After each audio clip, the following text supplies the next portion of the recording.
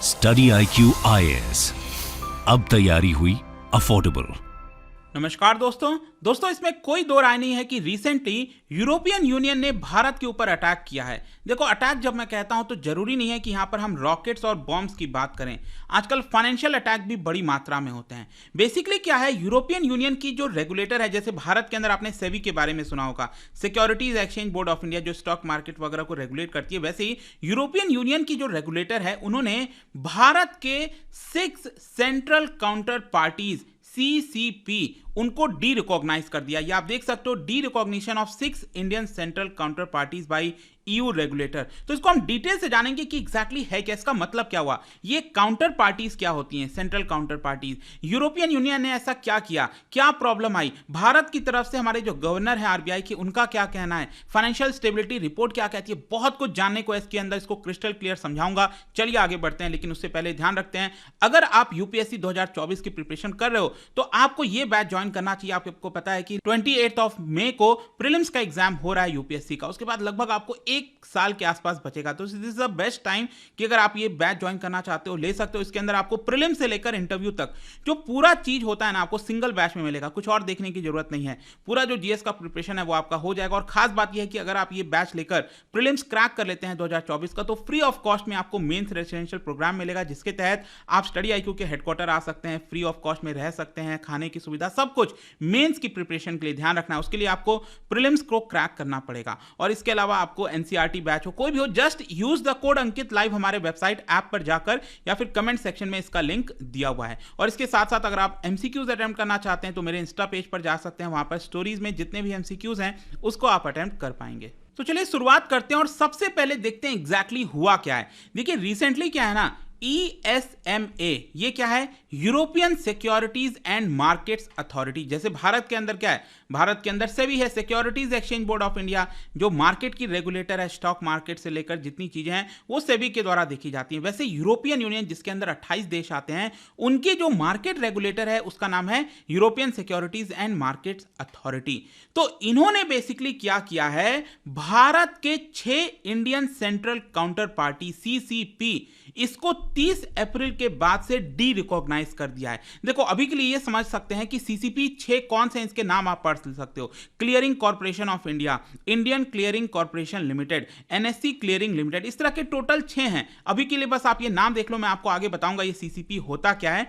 लेकिन European union की जो रेगुलेटर है, उनका यह कहना है कि हम इसको पहले रिकॉग्नाइज करते थे, इन 6 को रिकॉग्नाइज करते थे, जिसकी वजह से भारत और जो यूरोप है उसके बीच में जो ट्रेडिंग वगैरह होती है, जितनी चीजें होती हैं, वो आसानी से हो पाती थी। लेकिन ये डी रिकॉग्निशन की वजह से वो अब आसानी से नहीं हो पाएगा। अब क्वेश्चन ये है कि ये CCP है क्या। मैं बार बार आपसे कह रहा हूं कि यहां पर सेंट्रल काउंटर पार्टीज क्या होता है। देखो, 2 मेन फंक्शन होता है इनका। बेसिकली मार्केट ट्रांजैक्शन में जो भी क्लियरिंग एंड सेटलमेंट का काम है वो CCP देखती हैं, और एक प्रकार से ट्रेड की जो गारंटी है वो इनके द्वारा लिया जाता है। जैसे कि मान लीजिए आप भारत के अंदर कुछ एक्सपोर्ट कर रहे हैं, आप एक्सपोर्टर हैं, आप भारत से कोई गुड्स को एक्सपोर्ट कर रहे हैं यूरोप के अंदर, ठीक है। मान लो जर्मनी में आप कोई गुड्स एक्सपोर्ट कर रहे हो, तो आप क्या हो, आप सेलर हो और यहां पर ये बायर है, ठीक है।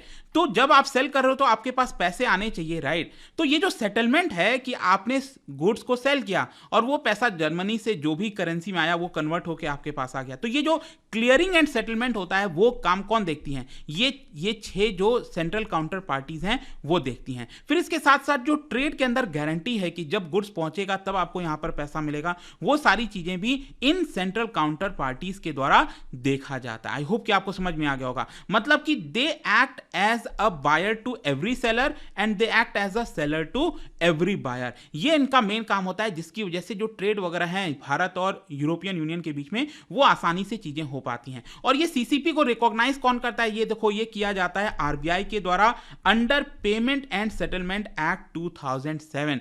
तो RBI खुद इसको रिकॉग्नाइज करती है, ठीक है। अब यहां पर मैं आपको बता दूं, ये जो रेगुलेटर मैंने आपको बताया ना, ESMA, European securities and market authorities, इन्होंने क्या किया है, इन 6 को यहां पर डी रिकॉग्नाइज कर दिया है, जिसकी वजह से क्या होगा कि जो पहले चीजें सेटलमेंट हो पाती थी आसानी से, जो ट्रेड हो पाता था, क्या अब वो हो पाएगा? नहीं हो पाएगा। क्यों? क्योंकि यूरोप इसको जो है रिकॉग्नाइज नहीं कर रहा है। अब क्वेश्चन यह है कि क्यों नहीं कर रहा है रिकॉग्नाइज।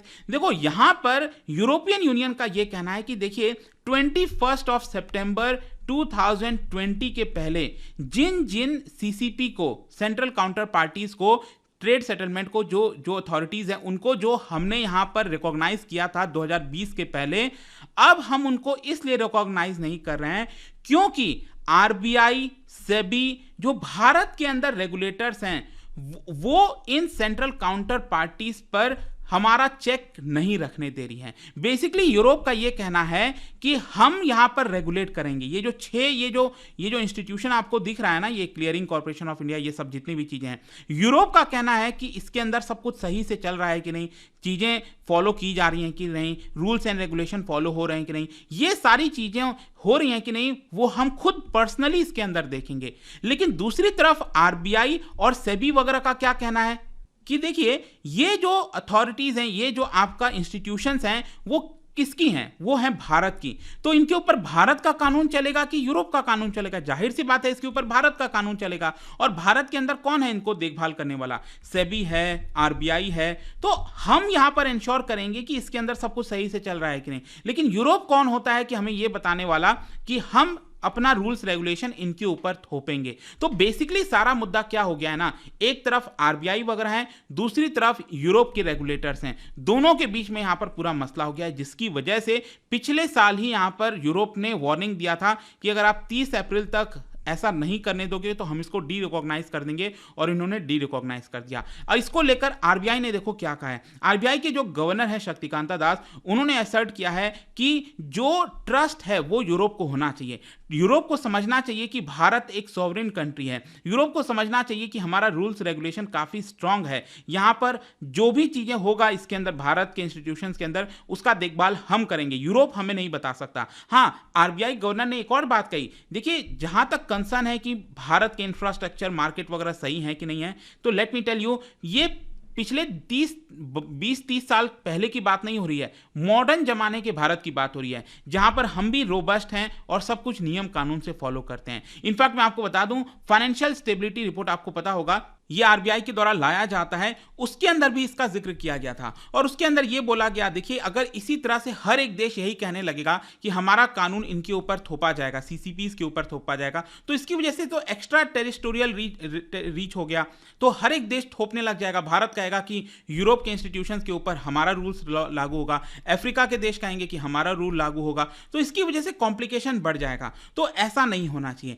यहां पर एक दूसरे के ऊपर बिलीव करना चाहिए, ट्रस्ट करना चाहिए, तभी चीजें स्मूथ तरीके से चल पाएंगी। लेकिन जैसा मैंने बताया, यूरोप इससे माना नहीं, यूरोप जिद पर अड़ गया कि नहीं, हमारा ही रूल रेगुलेशन इन सीसीपीज के ऊपर चलेगा, और इसी की वजह से उन्होंने यहां पर डी रिकॉग्नाइज कर दिया है। अब डी रिकॉग्निशन की वजह से इंपैक्ट क्या आएगा? देखो इसका इंपैक्ट मैं आपको बता दूं, खुद यूरोपियन बैंक्स के ऊपर आएगा।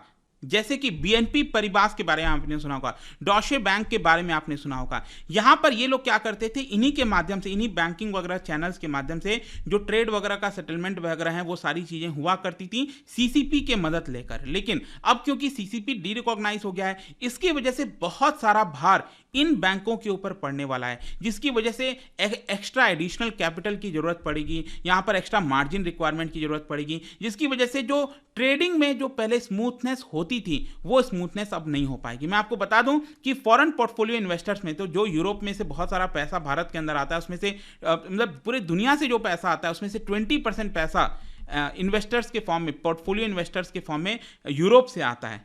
तो ये जो पैसा वगैरह आता है, इसको सेटलमेंट करने में यहां पर अब मुश्किल आएगा। बेसिक मतलब यही है कि पहले जो चीजें स्मूथ तरीके से होती थी, वो नहीं हो पाएंगी। ऑल्दो मैं बता दूं, सेबी के जो चेयरपर्सन, उन्होंने कहा है कि देखिए, हमें ये बात पता था कि यूरोप ऐसा कुछ करने वाला है, इसी की वजह से हमने प्लान बी पहले से ही बना रखा था। तो प्लान बी हमने बनाया हुआ है, देखना है कि प्लान बी कैसे काम करता है। लेकिन अगेन, ये यूरोप का जो अटैक है भारत के ऊपर, ये बिल्कुल भी नाजायज है। यहां पर ऐसा यूरोप को नहीं करना चाहिए, ये बात बिल्कुल साफ है। तो आई होप कि आपको समझ में आ गया होगा। काफ़ी कुछ चर्चा हो रही थी इसके बारे में कि ये डी रिकॉग्नाइज क्यों किया गया, क्या चीज़ है ये। और जाने से पहले एक बहुत ही इंटरेस्टिंग क्वेश्चन, क्या बता सकते हो in context with the inflation control, यहाँ पर स्टेरिलाइजेशन फॉर फॉरेन इनफ्लो, इसका मतलब क्या है ये आपको यहाँ पर बताना है। इसका राइट आंसर आप सबको पता है, मेरे इंस्टाग्राम पर तो मिलेगा ही, वहाँ पर अगर आप नहीं हो कोई बात नहीं, टेलीग्राम से भी ले सकते हैं इसका सही उत्तर। मैं कई सारे जो MCQs हैं वो यहाँ पर स्टोरीज में डाला करता हूँ। बाकी अगर आपको PDF चाहिए तो टेलीग्राम पर आइए, अलग अलग सोशल मीडिया पर आप जुड़ पाओगे। और जैसा मैंने बताया था, UPSC की अगर आप तैयारी कर रहे हो, just use the code Ankit live to get maximum discount, कोई भी बैच आपको लेना हो। एंड आई होप कि वीडियो आपको पसंद आया होगा। मिलता हूँ next time, till then thank you very much, see you soon. Study IQ IAS, अब तैयारी हुई अफोर्डेबल।